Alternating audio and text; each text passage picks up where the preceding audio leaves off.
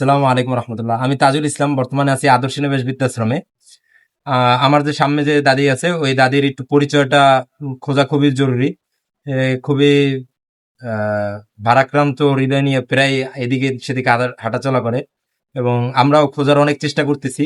তো কোনোভাবে ওনার নাগাল পাচ্ছি না আর কি। ওনার পরিবারের উনি ওনার মানে পরিবারের কথা যা যা বলতে পারে, ওনার খেয়াল হওয়ার পর থেকে ওনাকে আমরা পাইছে হচ্ছে চরফেশন থানা থেকে ওনাকে আমাদের হাতে হস্তান্তর করা হয়। চরফেশন থেকে আমরা পাওয়ার পর আমাদের আশ্রমে একটু সুস্থ হওয়ার পর উনি যা যা বলতেছে সেই অনুযায়ী ওনার একটা নোট করা হয়েছে আর কি পরিচয়ের। ওনার বাড়ি উনি বলতেছে ভোলা লালমোহন, চর কুকরি মুকরি, মানকা ইউনিয়ন। তো ওনার ভাইয়ের নাম সালাম চেয়ারম্যান, তারপর কামাল আছে, তারপর আলামিন আছে, এদের নাম বলতেছে। যদি মানকা ইউনিয়ন, চর কুকরিমুকরি, কিংবা আহ, লালমোহন, ভোলা লালমোহনের বা চর ফেশনের কেউ যদি চিনেন, ভোলার কেউ যদি চিনেন, অবশ্যই অবশ্যই ওনার পরিচয় পাওয়ার জন্য একটু সহযোগিতা করবেন। সালাম আলাইকুম।